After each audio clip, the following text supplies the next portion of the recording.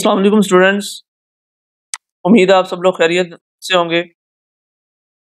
आज का ये आपका थर्ड लेक्चर है डेटाबेसिस के हवाले से।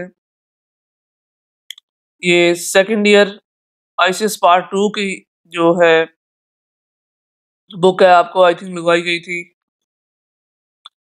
A database is a collection of logically related data files और सेट्स। डेटाबेस की यहाँ पे एक डेफिनेशन दी हुई है, तो ये आप प्लीज़ ये जो आपका ये टॉपिक है डेटा 1.3 डेटाबेस के हवाले से, ये काफ़ी इम्पोर्टेंट टॉपिक है क्योंकि इसके हवाले से हर साल आपको तकरीबन 7 मार्क्स का एक क्वेश्चन आता होता है आपके पेपर में। चंद एक एमसीक्यूज भी आते होते हैं, तो प्लीज़ इसको वीडियो को पूरी देखिएगा, स्किप ना करें। अगर कहीं से समझ नहीं आ रही तो दोबारा मतलब रिवर्स करके देख लें। It is a collection of logically related data sets और फाइल्स। वो यहाँ पे ये कह रहा है कि जो डेटाबेस क्या होता है, ये कुछ फाइल्स होती हैं या फिर डाटा सेट्स होते हैं। मतलब जैसे कि आपके पास आपकी कंप्यूटर के अंदर बहुत सारी फाइल्स पड़ी होती हैं जिनके अंदर आपका फॉर एग्जांपल आप एक और एग्जांपल ले लें जी। मेन एग्जांपल जो है हमारे पास ये, जब आप कोई सी भी कॉलेज के अंदर एडमिशन लेने जाते हैं तो आपको एक फॉर्म दिया जाता है, ठीक है। उसके ऊपर वो आपको से बहुत सारी जो चीज़ें हैं वो पूछी जाती हैं, या फिर आप ऑनलाइन डायरेक्टली जाते हैं सिस्टम के ऊपर, या एक मतलब उस अदारे की जो आपका डिग्री कॉलेज है, ठीक है, उसकी वेबसाइट पे या एचईसी की वेबसाइट पे आप डायरेक्टली, या आपका जो फैसलाबाद बोर्ड है उनकी वेबसाइट पे जाते हैं और वो वहाँ से पे आप अपने आप को रजिस्टर करवाते हैं। तो वो वाली मतलब जो रजिस्टर करवाते हैं वो आपकी जो जितनी भी चीज़ें आप उनको प्रोवाइड कर रहे होते हैं अपनी अपने बारे में, जो जितनी जिस तरह की भी आपके पास डाटा होता है, जो आपका प्राइवेट डाटा है, वो भी आप उनको सबमिट करवाते हैं। आपका name, user name, father name, ID, student ID, roll number वगैरह, वो तमाम ये लॉजिकल फाइल्स होती हैं, ठीक है। इनका जो कलेक्शन होता है, इनके बहुत सारे ये जो फाइल्स मिलके एक डेटाबेस बनाती हैं। नॉर्मली दीज फाइल्स और data sets are of different nature. वो कहता है आमतौर पे जो ये जो फाइल्स होती हैं या फिर डेटा सेट्स होते हैं, ये डिफरेंस मतलब इनकी फितरत जो होती है वो डिफरेंट सी होती है, बहुत मुख्तलिफ होती है, मतलब मुख्तलिफ किस्म की चीज़ें होती हैं इनके अंदर आ जाती हैं। मतलब फॉर एग्जांपल आपकी इमेजेस हैं, वीडियोस हैं, वो तमाम ये क्या चीज़ें हैं, ये सारी डिफरेंट नेचर की होती हैं, यूज फॉर स्पेसिफिक पर्पसेस, एक खास पर्पस के लिए यूज होती है, इनको इस्तेमाल किया जाता है। दिस में be organised in various ways to meet various processing and retrieval requirements of the organisation और यूजर्स। हाँ, इनको जब हम सेव करते हैं तो किस फॉर्म के अंदर सेव करते हैं, ये स्पेसिफाई कर दिया जाता है। फॉर एग्जांपल आपका जो रिकॉर्ड सारा है वो एक कुछ रजिस्टर्स के अंदर सेव होगा, या फिर कुछ आपकी फाइल्स बना दी जाएंगी जिसके अंदर आपका student name, ID, roll number, father name, इस तरह आपको कुछ हर एक स्टूडेंट को रोल नंबर असाइन किया जाता है, ठीक है, बिल्कुल उसी तरह से। A bank may have for example, हाँ ये यहाँ पे एक ना एग्जांपल दे रहा है ये। A bank may have separate files for its clients. आप में से जिस स्टूडेंट ने अभी तक अपना अकाउंट वगैरह खुलवाया होगा या ओपन करवाया होगा, उसको पता होगा कि वहाँ पे क्या क्या चीज़ देते हैं। सेविंग अकाउंट्स, हाँ, जो आपके मतलब आपका फॉर एग्जांपल आप जब अकाउंट खुलवाते हैं जी, तो आप अपनी जो सेविंग अकाउंट्स होते हैं, मतलब आप वो अकाउंट्स जिनके अंदर आप अपना पैसा वगैरह रखते हैं डिफरेंट करेंसीज के अंदर, डॉलर्स, येन, चाइनीज येन, और मतलब हर किसी पाकिस्तानी रुपीस के अंदर, वो ये बता रहा है कि सेविंग्स अकाउंट्स मतलब। और ऑटोमोबाइल लोन, हाँ, गाड़ियों वगैरह के लिए आप जो लोन वगैरह लेते हैं बैंक से, वो हो गया। मतलब हर एक पूरे बैंक के अंदर हर एक क्लाइंट की सेपरेट अलग-अलग फाइल्स होती हैं। ये नहीं कि 2 बंदों की आपकी और मेरी सेम हो जाए, या किसी और की और मेरी सेम हो जाए, इस तरह नहीं होता। हर बंदे की अलग से फाइल होगी जिसके अंदर उसका जो पर्सनल जो डाटा डाटा है वो पड़ा होगा, सेव होगा। पर्सनल लोन हो गया, मतलब आपका जो खुद घर वगैरह खरीदने के लिए या फिर अपनी कंपनी वगैरह बनाने के लिए आप लोन लेते हैं बैंक से। 40 लाख या 50 लाख का, मतलब डिफरेंट तरीके के साथ में होती हैं, प्रायोरिटीज होती हैं जी। तो क्लाइंट्स बायोग्राफिक इंफॉर्मेशन वगैरह वगैरह, जो आप लोगों की आप क्लाइंट्स हैं जो बैंक वाले हैं, तो ठीक है, बैंक के पास आप जाते हैं, आपका पूरा जो बायोडाटा है वो उनके पास सेव होगा। इंफॉर्मेशन जो कुछ भी है, आपका फ़ोन नंबर, नेम, आपका कॉन्टैक्ट नंबर, घर का एड्रेस, आप कहाँ से हैं, आपका CNIC कार्ड वगैरह, आपका पासपोर्ट नंबर, ये सारी चीज़ें। द बैंक्स क्लाइंट्स और customer database would include records or records from each of these files। अब बैंक के जो क्लाइंट्स या कस्टमर होते हैं, उन तमाम का जो रिकॉर्ड होता है, मतलब हर एक फाइल के अंदर उनका सारा रिकॉर्ड पड़ा होता है, जो पूरा एक डेटाबेस होता है। मतलब बहुत सारे क्लाइंट्स का जो डाटा है उसको मिला के एक डेटाबेस बन जाता है। हर एक बैंक का एक ना मेन सर्वर होता है, तो उसके अंदर आप सबको तमाम क्लाइंट्स का बायोडाटा सेव होता है। उसके बाद जो एक, फॉर एग्जांपल नेशनल बैंक ले लें या HBL ले लें या यूनाइटेड ले लें, मतलब ये जितना भी बैंक्स हैं, हर एक बैंक का कराची या मतलब बिग सिटीज के अंदर एक मेन ब्रांच होगी। उस मेन ब्रांच के अंदर, हाँ, उस मेन ब्रांच के अंदर आप तमाम जितने भी पूरे पाकिस्तान के अंदर या पूरी दुनिया में उनकी जितनी भी शाखें या ब्रांचेस हैं, उन तमाम का बायोडाटा सेव पड़ा होगा एक मेन सर्वर के अंदर। मतलब कि जो ये आम जो सिटीज में बैंक्स होते हैं इनके पास भी पड़ा होगा, और जो मेन सर्वर है उनका, वहाँ पे भी आप तमाम लोगों का वहाँ पे बायोडाटा पड़ा होगा कि हाँ, फलां सिटी के अंदर फलां एड्रेस पे ये जो स्पेसिफिक कस्टमर है जी, इसका घर है जी, इसका इस बंदे ने लोन लिया हुआ है, लोन किस चीज़ के लिए लिया हुआ, कौन कितने अकाउंट्स हैं, ठीक है, ये सारी जो भी चीज़ें हैं ना, ये सारी पड़ी होती हैं उनके पास। वो जब जब चाहें किसी भी वक्त चाहें 24/7, मतलब पूरा साल या 10 साल बाद भी अगर वो चाहें तो आपका पूरा बायोडाटा देख सकते हैं। हाँ, तो यहाँ पे वो कह रहा है कि जी, using a series of programs data for any clients may be added. किसी भी क्लाइंट के लिए डाटा जो होता है आपका, आपकी जो सीक्रेट इन्फॉर्मेशन होती है, ठीक है, उनको वो ऐड भी की जाती है, मतलब पुट की जाती है उनकी फाइल्स के अंदर, या रिट्रीव की जाती है या खारिज की जाती है, या फिर सिस्टम को अपडेट करने के लिए आपकी वो कुछ ऐसी चीज़ें होती हैं, आपकी प्राइवेट चीज़ें, जैसे कि आपकी पर्सनल चीज़ें जो होती हैं। फॉर एग्जांपल आपका जो बैंक डिटेल्स होती हैं, बैंक अकाउंट का एक आईडी दी जाती है, पासवर्ड वगैरह, वो सारी चीज़ें उसके अंदर सेव होती हैं। मतलब वो कुछ अपडेट करने के लिए आपने फॉर एग्जांपल एक जो पहले वाली चीज़ थी, आपने उसके अंदर कुछ और चीज़ रिमूव करके या फिर ऐड कर दी, या विदाउट रिमूविंग कुछ और ऐड कर दिया, मतलब उसके अंदर प्लस कर दिया, कुछ सेव कर दिया जी। तो ठीक है, उसको जब आप प्रोसेस करने के बाद आपके पास जो चीज़ बन जाएगी, प्रोसेस होने के बाद, तो वो क्या होगी, वो अपडेटेड फाइल्स होती हैं एट अ पर्टिकुलर टाइम, मतलब एक खास वक्त पर। It is a computerized system whose overall purpose is to maintain information and to make that information available at any time। हाँ, जो इनका सारा ये जो कंप्यूटराइज सिस्टम होता है, ठीक है, जिसका ओवरऑल पर्पस जो है, मतलब तरीकाकार जो है, या उसका जो फ़ायदा कह लें, वो क्या है कि इज़ टू मेंटेन इन्फॉर्मेशन, मतलब आपकी जो इन्फॉर्मेशन है उसको बरकरार रखा जाए, एक ही जगह पे वो अपने पास उसको सेव कर लें, और बाद में जब भी चाहें वो आपकी पर्सनल इन्फॉर्मेशन वहाँ से देख सकें, and to make that information available at any time. हाँ, वो अब जिस तरह मैंने आपको पहले ही बता दिया है, मतलब वो किसी भी वक़्त आपकी इन्फॉर्मेशन देख सकते हैं, उनके पास अवेलेबल होती है पूरे साल, 3-4 साल, 5 साल, जितना भी आपका अकाउंट चल रहा है, 50 साल से अगर इवन का आपका अकाउंट एक बंदे का चल रहा है जी, तो उनके पास वो सारा पिछला जो आपने कितने पैसे निकलवाए, कितने डिपॉज़िट किए, वो सब कुछ withdraw, deposit, everything else they have.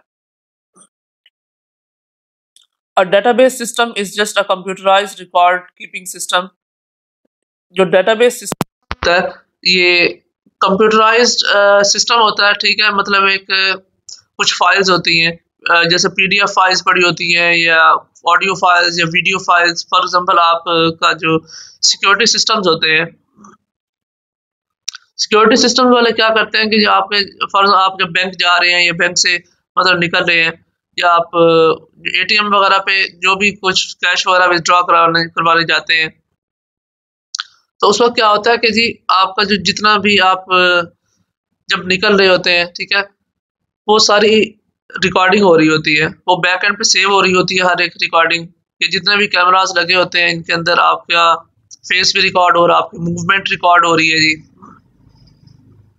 कि ये बंदा कौन है, कहाँ से आया, किस साइड पे गया, किस किस से मिला, ये सारी चीज़ें रिकॉर्ड होती हैं बीच उसके अंदर। It is a database itself can be regarded as a kind of electronic file cabinet. हाँ, जो ये डेटाबेस होता है ये इलेक्ट्रॉनिक फाइल्स के अंदर सेव होता है, ठीक है जी। अ वेयर हाउस और a repository for a collection of computerized data file, जैसे कि मैंने आपको पहले ही बता दिया है। The user of the database normally has the following facilities to enjoy. जो यूजर्स हैं, हम जैसे जो क्लाइंट्स होते हैं, जो मतलब जिन हमारा जो वहाँ पे डेटाबेस के अंदर उनके हमारा सब कुछ पड़ा होता है, हमारी सीक्रेट चीज़ें पड़ी होती हैं, हमारे user name, passwords, every type of passwords, even के हमारे ईमेल के पासवर्ड भी उनके पास कभी कभी होते हैं, वो वहाँ से कुछ भी चेक कर सकते हैं। उनके पास आपका फ़ोन नंबर है या फिर कुछ भी ऐसी चीज़ है तो उनको एक्सेस दी जाती है कि वो आपकी कोई भी चीज़ चेक कर लें। क्योंकि फॉर एग्जांपल अगर कोई भी इंसान जिसका अकाउंट बना हुआ है, ठीक है, वो कोई क्राइम वगैरह करता है, तो क्या होता है कि पुलिस मतलब आपने कुछ ना कुछ कैश वगैरह विड्रॉ किया होगा या किसी रेस्टोरेंट्स वगैरह में 5 स्टार या 7 स्टार्स होटल रेस्टोरेंट्स वगैरह में आपने जाके जी वहाँ पे बिल पे किया होगा इलेक्ट्रॉनिकली अपने बैंक अकाउंट से डायरेक्टली। आपने वहाँ पे किसी भी उसके एप्लीकेशन के थ्रू वहाँ पे आपने जाके जी कुछ बिल वगैरह पे किया, उसकी रिसिप्ट्स वगैरह उनके पास होंगी कि किस अकाउंट नंबर से कौन से बैंक से इस बंदे ने ये मतलब कैश विड्रॉ किया है। वहाँ से आपको पुलिस भी पकड़ सकती है, वहाँ से पुलिस को पता चल जाता है, वो पुलिस उस बैंक के पास जाती है, वहाँ से उस बंदे का बायोडाटा सारा निकालते हैं कि जी ये इसका एड्रेस दे दे हमें, फ़ोन नंबर, ये वो, मतलब कब से कितने पैसे इसके अंदर थे, कितने निकाले गए, विड्रॉ किए गए, वो सारी चीज़ें।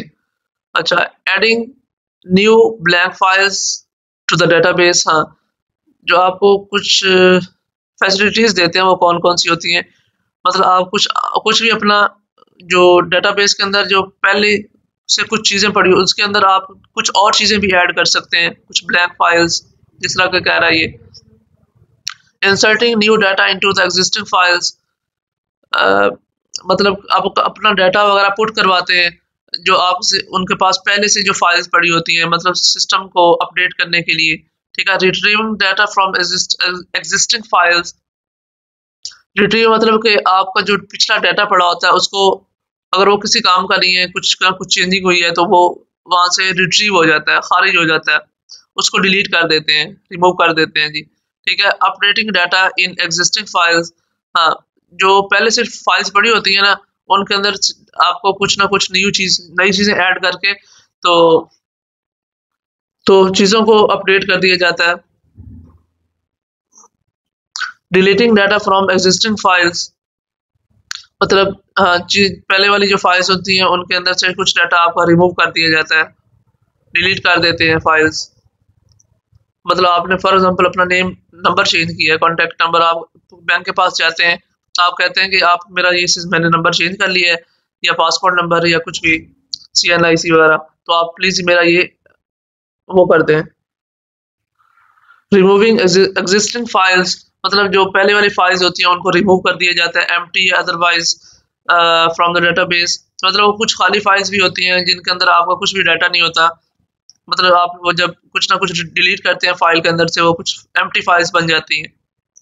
देखिए ये कलेक्शन ऑफ मैनी फाइल्स, हाँ, जिस तरह ये एक पूरा ये जो देख रहा है ये डेटाबेस है फॉर एग्जांपल, ठीक है, एक सिस्टम है पूरा।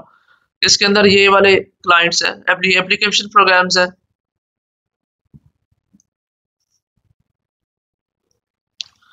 मतलब ये एक सॉफ्टवेयर है, ये भी सॉफ्टवेयर, ये सॉफ्टवेयर 2 है 3 है, ठीक है, एप्लीकेशन फाइल्स। और जो ऑनलाइन यूजर्स जो होते हैं, ठीक है, एप्लीकेशन प्रोग्राम्स जो होते हैं ये वो हैं। और जो ये आपको देख रहे हैं स्क्रीन पे, ये ब्लैक कलर के, ये राइट साइड पे ऑनलाइन यूजर्स जो होते हैं। फॉर एग्जांपल मेरा अकाउंट है, ऑनलाइन सिस्टम है मेरा भी, मेरे भाई का होगा, मतलब किसी और यूजर का होगा, ठीक है, मतलब ये आप स्टूडेंट्स का होगा। तो ये कलेक्शन ऑफ मैनी फाइल्स, यहाँ पे बहुत सारी फाइल्स पड़ी होती हैं इनके पूरे डेटाबेस के अंदर, किसी भी एड्रेस पे। A figure shown above is intended, हाँ तो ये यहाँ पे यही बता रहा है कि ये ऊपर वाली जो है, ये वाली, इसी के बारे में, फिगर के बारे में। That a database system involves 4 major components, namely, हाँ तकरीबन जो मेजर इसके बड़े बड़े जो कंपोनेंट्स होते हैं वो क्या होते हैं डेटाबेस के। एग्जाम्पल जो डाटा होता है, द इंफॉर्मेशन, मतलब आपकी जो जितनी भी इंफॉर्मेशन वगैरह सेव होती है इसको डाटा के अंदर आती है। हार्डवेयर जो होता है उनका, फिर द फिजिकल कंपोनेंट्स आ जाते हैं उसके अंदर। हार्डवेयर क्या होता है, the physical parts of computers होता है। जो उसकी ये चंद एग्जांपल दी हुई हैं। सेकेंडरी स्टोरेज डिवाइसेस, मतलब कि आपकी जो हार्ड ड्राइव्स होती हैं, ठीक है, उनको कहा जाता है, इंटरनल हो या एक्सटर्नल हो, जिसके अंदर आप अपनी फाइल्स या डाटा वगैरह सेव करते हैं जी। Input output devices, device controllers, input output channels, processors, जो आपका मेन प्रोसेसर होता है, सीपीयू जो होता है या जीपीयू, ग्राफिकल प्रोसेसिंग यूनिट, या फिर सीपीयू सेंट्रल प्रोसेसिंग यूनिट जो होता है। मेन मेमोरी आपकी होती है, रैम रोम वगैरह, ईपी रोम, डीपी रोम, एसपी रोम, ईईपी रोम, ठीक है। ये सॉफ्टवेयर्स जो होते हैं, यूज़र या सिस्टम सॉफ्टवेयर्स होते हैं, क्या होते हैं जी, सेट ऑफ प्रोग्राम्स होते हैं। मतलब ज़्यादा सारा एक प्रोग्राम का पूरा जो सेट होता है ना, ज़्यादा सारे प्रोग्राम्स मिलके एक सॉफ्टवेयर बनाते हैं। यूटिलिटीज़, पर्सनल्स, द पीपल, मतलब लोग जो होते हैं, प्रोग्रामर्स। जिस तरह मैं एक प्रोग्रामर हूँ, ठीक है, मैं प्रोग्रामिंग सिखाता हूँ बच्चों को, या मैं खुद प्रोग्रामिंग करता हूँ, मुझे मेरे अपने प्रोजेक्ट्स वगैरह होते हैं डिफरेंट लैंग्वेजेस के ऊपर, जैसा कि मैटलैब, आपका जो मिसाइल सिस्टम की जो प्रोग्रामिंग होती है, ठीक है, वो भी मैटलैब के थ्रू होती है। आपका ये जो एयरपोर्ट्स वगैरह के ऊपर जो बड़े बड़े कैमरे लगे होते हैं, जिनके अंदर आपका हर एक चीज़ सेव हो रही होती है, आपकी मूवमेंट, आपका इमोशंस को कंट्रोल कर रहे होते हैं। वहाँ से पता चल रहा होता है कि यहाँ ये जो बंदा आ रहा है, ये डरा हुआ है, सहमा हुआ है, मतलब क्या हुआ है उसके साथ। वहाँ से पता चल जाता है कि ये कहीं मुजरिम तो नहीं है, कि ये कोई चीज़ छुपा तो नहीं रहा। वहाँ से हम पता लगाते हैं। एनालिस्ट या जो तज्जियाकार होते हैं, ठीक है, वो हो गए। एंड यूज़र्स, डेटाबेस एडमिनिस्ट्रेटर्स, ये सारे पर्सनल्स की एग्जांपल हैं। द पीपल, लोग कहाँ का किस किस तरह के लोग हो सकते हैं। प्रोग्रामर्स हो सकते हैं, जो प्रोग्रामिंग करते हैं, कंप्यूटर प्रोग्रामिंग सॉफ्टवेयर वगैरह बनाते हैं, आपकी एप्लीकेशंस वगैरह बनाते हैं, एंड्रॉयड, आईओएस, मतलब कुछ भी, किसी भी तरह की, लिनक्स, यूनिक्स, हैकर्स और आता है।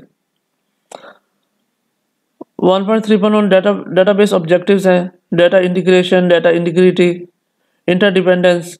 ये सारा आपने खुद से पढ़ना है। फिर अगर आप लोगों को कहीं से समझ नहीं आई होगी तो आप लोग कमेंट करके पूछ सकते हैं कमेंट सेक्शन के अंदर। इवन कि आप लोग हमें पर्सनल ईमेल भी कर सकते हैं, हम आपको अपने चैनल का नाम भी बता देंगे, ठीक है जी। टाइप्स ऑफ डेटाबेस मॉडल्स हैं, हाँ ये थोड़ा इम्पोर्टेंट चीज़ है। ये जो हायरार्किकल बनी हुई है, ये पेपर में आती, पूछा जाता है। गिव या राइट द हायरार्किकल मॉडल को आप ड्रा करें या इसको लिखें यहाँ पे। टाइप्स ऑफ डेटाबेस मॉडल्स हैं। ये डेटाबेस मॉडल की तकरीबन काफ़ी सारी 3 टाइप्स होती हैं। लॉजिकल डेटाबेस मॉडल्स, पहली है hierarchical model. This model has a general shape और appearance of an organizational chart. मतलब फॉर एग्जांपल एक जो आपका ऑर्गेनाइजेशन है, हाँ, ये जितने भी एंटिटीज़ हैं ये क्या चीज़ें हैं, ये नोड्स हैं, ये कंप्यूटर हैं। फॉर एग्जांपल आप इनको कंप्यूटर मान लें। ये जो एंटिटी वन है ये मेन का सर्वर है आपका। उसके बाद उसके साथ ये और जितने भी सिस्टम अटैच हैं, इसके साथ और दो सिस्टम और अटैच हैं जी, कनेक्ट किए होते हैं। ये वाला जो मेन सिस्टम है ये क्या कर सकता है जी, आपका जो दूसरे एम्प्लॉयज़ वगैरह है, मतलब जो मैनेजर होता है वो दूसरे बैंक के अंदर जितने भी कंप्यूटर्स पड़े होते हैं, यूज़र्स यूज़ कर रहे होते हैं, उनके एम्प्लॉयज़ वगैरह, उन तमाम के सिस्टम को कंट्रोल कर रहा होता है। उसके पास पूरी इन्फॉर्मेशन सेव होती रहती है, ठीक है। वो हर एक बंदे को जो जितने भी साथ में कंप्यूटर्स अटैच होते हैं उनके वेबसाइट्स इवन के हम ओपन करके देख सकते हैं कि इस फलां टाइम पे किस बंदे ने, कौन सा बंदा क्या कर रहा है, हमारा एम्प्लॉय कहीं वो कोई गलत काम तो नहीं कर रहा। तो इस वजह से मैं खुद भी खैर करता रहा हूँ ये सब चीज़ें, तो चीज़ों को कंट्रोल करते हैं हम। मतलब हमारे पास जो एडमिन होता है तो उसके पास पूरा उनका, मेरे पास मतलब कि पूरी उनकी एक्सेस होती है कि मेरे अंडर जितने भी लोग हैं वो क्या कर रहे हैं इस वक्त। मैं उनके किसी का भी सिस्टम चेक करके देख सकता हूँ कि कौन से बंदे ने क्या काम कर रहा है, अपना काम छोड़ के कोई गैर ज़रूरी फाइल्स तो नहीं उसने ओपन की हुई, या इंटरनेट पे वीडियो मूवीज़ वगैरह तो नहीं देख रहा। हम इस तरह उनका कंप्यूटर वगैरह चेक कर सकते हैं, या ये भी चेक कर सकते हैं कि इस वक्त वो बंदा क्या कर रहा है। हाँ, उनकी मतलब कि मैं चाहूँ तो उसके सिस्टम को बंद भी कर सकता हूँ, अपने सिस्टम के थ्रू शट डाउन कर सकता हूँ, कोई भी वेबसाइट उसकी बंद कर सकता हूँ, इंटरनेट पूरा ब्लॉक कर सकता हूँ। इस तरह ये देखें, मतलब ये मेन सर्वर होता है ना, ये बाकी जितने भी इसके अंडर सिस्टम्स होते हैं उन सबको डाटा फ्राहम करता है, सेंड रिसीव करता है या फाइल्स वगैरह सेंड करता है। ये इसके बारे में यही चीज़ें लिखी हुई हैं, पढ़ लीजिएगा। सब दूसरा है, दूसरे नंबर पे है जी and network model. This is somewhat similar to that of the hierarchical model but has one major difference. मतलब ये बिल्कुल हायरार्किकल मॉडल की तरह ही होता है, जबकि लेकिन इसके अंदर एक मेजर डिफरेंस है, वो हम पढ़ लेते हैं जी। सब ऑर्डिनेट आइडेंटिटीज एंटिटीज़, मतलब ये एंटिटी 1 है, 2, 3, 5, अब मैनी जो एंटिटीज़ हैं, ठीक है, जो इसकी ब्रांचेज हैं, जो नोड्स हैं इसके, depicted bye arrows on the network diagram. यहाँ ये इसको नेटवर्क डायग्राम कहते हैं। एंटिटी 1 3 से भी अटैच है, 4 से भी अटैच है। एंटिटी 3 जो है वो सिर्फ 5 से अटैच है। मतलब ये जो वाला जो कंप्यूटर होगा ये कंप्यूटर जो फिफ्थ कंप्यूटर है इससे अटैच है जी। एंटिटी 4 जो है ये असल में एंटिटी 5 को डाटा प्रोवाइड कर रही है, और ऊपर से एंटिटी 6 को भी डाटा प्रोवाइड कर रही है। एंटिटी 2 जो है, ठीक है, ये एंटिटी 6 को डाटा प्रोवाइड कर रही है, और ऊपर से एंटिटी 4 को भी डाटा प्रोवाइड कर रही है एट अ टाइम। ये मतलब जिस तरह भी कर लें आप, डिफरेंट टाइमिंग। जबकि यहाँ पे अगर आप देखें तो एंटिटी 5 जो है, या फिर सॉरी एंटिटी 1 जो है, ये कहीं से भी डाटा रिसीव नहीं कर रही, ये सिर्फ डाटा सेंड कर रही है दूसरी एंटिटीज़ को, ठीक है जी।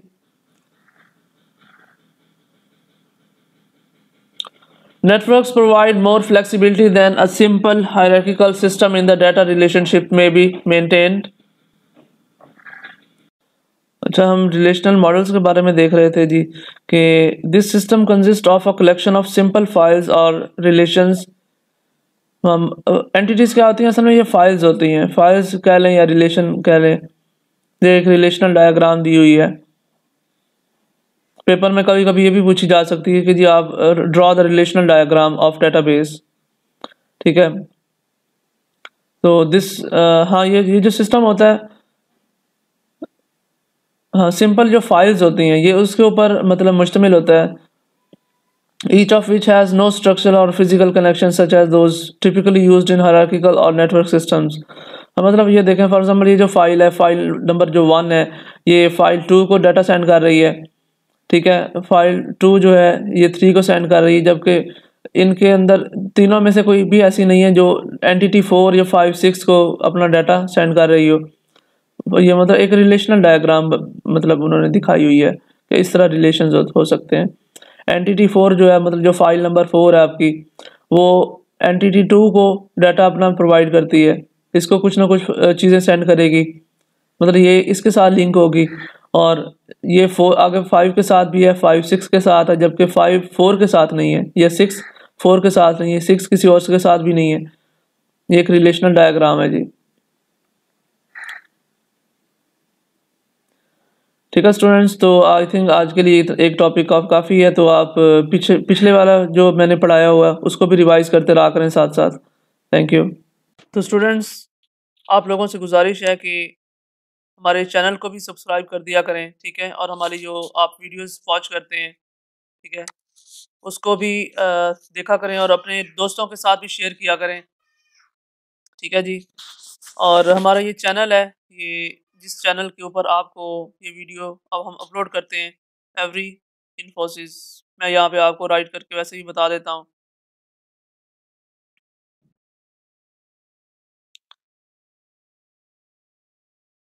तो ये जस्ट ओपन हो रहा है, उसके बाद मैं एक और न्यू टैब ओपन कर लेता हूँ। ये देखें, ये जो पहला पहला है एवरी इन्फोसिस, हमारी इवन की वेबसाइट भी तैयार हो चुकी है। वेबसाइट पे भी आप विज़िट कर सकते हैं अगर आपको कोई भी किसी भी तरह का, ये देखें, बड़ी मज़े मज़े की यहाँ पे वीडियोस होती हैं। इवन कि आप तमाम लोगों की जो, मैं आपको वैसे भी दिखा देता हूँ, जो पूरी लिस्ट पड़ी है बीएस की, आईसीएस फर्स्ट और सेकंड पार्ट की, तो ये मैं साथ साथ इनको कंप्लीट कर रहा हूँ। ठीक है, ये आईसीएस पार्ट 2 की तकरीबन अभी तक 2 वीडियोस बनी हैं, और इनकी आईसीएस पार्ट 1 की तकरीबन 3 वीडियोस मैं अपलोड कर चुका हूँ। ये बीएस वालों की पड़ी हैं, गवर्नमेंट डिग्री कॉलेज के स्टूडेंट्स जो हैं उनके लिए।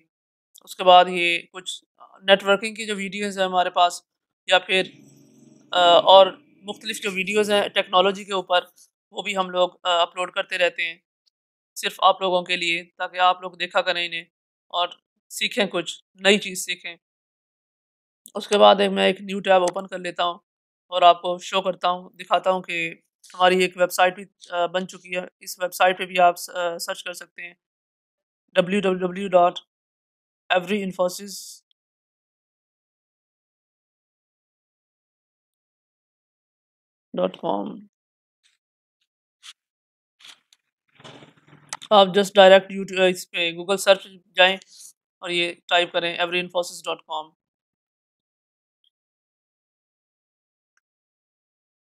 ठीक है दोस्तों, तो ये जो मज़े-मज़े की वीडियोस जो होती हैं ये आप ज़रूर देखा करें, ताकि आप लोग ताकि आप लोगों को भी कुछ ना कुछ पता चले, दुनिया कहाँ तक पहुँच चुकी है।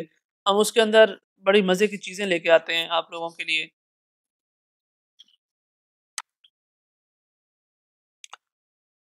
इवन कि ऐसे हेडफ़ोन्स भी होते हैं जो जो जिनमें नॉइज़ रिमूवल होता है, ऐसा सिस्टम सेंसर्स लगे होते हैं उनके अंदर। ठीक है, ये देखें, ये हमारी वेबसाइट है, ये आप विज़िट कर सकते हैं। ये कंप्यूटर नेटवर्क्स और इंफॉर्मेशन टेक्नोलॉजी के रिलेटेड जितने भी वीडियोज़ हैं, ये देख रहे हैं। इवन क्या आपको जो वीपीएन यूज़ कर, फॉर एग्ज़ाम्पल अगर आपका जो सिस्टम है वो हैक हो जाता है, कभी ना कभी आपकी चोरी हो जाती हैं चीज़ें ऑनलाइन, तो उसके ज़रिए आपको उन चीज़ों से किस तरह बच सकते हैं, उनके लिए हमने आपको इनके फ़वायदे बता दिए हैं। आप ये वीडियोज़ देखें, इनके अंदर आपको इवन के जो मॉडर्न टेक्नोलॉजी आ रही है, ठीक है, उसके मुतालिक जो इन्फॉर्मेशन है वो आपको यहाँ से मिल सकती है। उसके बाद शेयर्ड कॉन्शियसनेस टेक्नोलॉजी है, मतलब आप ऐसी डिवाइसेस भी तैयार हो चुकी हैं जिनके ज़रिए जो आप पहनने से आपके दिमाग का जो डाटा है वो दूसरे दिमाग, इंसानों के दिमाग के अंदर शेयर किया जा सके। ये तकरीबन 2025 में लॉन्च होने वाली टेक्नोलॉजी है। आप इसके बारे में भी बड़ी सिक्योरिटी कैमराज़ हैं, इमॉर्टैलिटी है, मतलब कभी ना मरने वाले लोग, इंसानों मॉडर्न टेक्नोलॉजी जैसे जैसे तरक्की कर रही है, वहाँ से तो यही लग रहा है कि आने वाला जो दौर है वो रोबोटिक्स का होगा। ठीक है, इवन कि आप अपने से उन डिवाइसेस के थ्रू आप अपनी बॉडी भी शेयर कर सकेंगे दूसरे लोगों से, और इमॉर्टल हो जाएंगे, कभी ना मरने वाले लोग। उसके बाद एक्टिव स्किन स्किन इस तरह की बना दी गई है कि ग्राफिक सेंसर्स लगे होते हैं जिनके अंदर ये बड़ी मज़े की टेक्नोलॉजिकल वीडियोज़ हैं। इवन कि एमएस ऑफ़िस की जो वीडियोज़ हैं, जो बेसिक गाइड्स हैं, वो मैंने आप लोगों को इसका इंस्टॉल करने का तरीका, डाउनलोड कहाँ से करना है, ये सारा सिस्टम सब कुछ मैंने आपको बता दिया हुआ है। प्लीज़ आप ये इस वेबसाइट पे विज़िट किया करें। अगर आपको कोई भी प्रॉब्लम वगैरह आ रही है, तो आप इस पे जाके हमें कमेंट वगैरह भी कर सकते हैं, हमें ईमेल करें, ठीक है जी। ये दे कॉन्टैक्ट अस है, ये देखें यहाँ पे जाके आप कॉन्टैक्ट कर सकते हैं हमसे, कोई भी क्वेश्चन वगैरह पूछिए हमसे, हम आपको इंशाल्लाह ताला हमारी टीम आपको फीडबैक देगी। ये देखें कॉन्टैक्ट अस, आपका योर नेम, आपका नाम फॉर एग्ज़ाम्पल आप कुछ भी कर देते हैं, अपना ईमेल यहाँ पे और सब्जेक्ट मतलब योर मैसेज आपका जो कोई भी प्रॉब्लम वगैरह हो, ठीक है? वो आप यहाँ पे कर दें, उसके बाद सबमिट के बटन पे क्लिक कर दें, तो ये हमें इसका ईमेल पहुँच जाया करेगा और आपको हम फुली फीडबैक देंगे। थैंक यू गाइस, अल्लाह हाफ़िज़।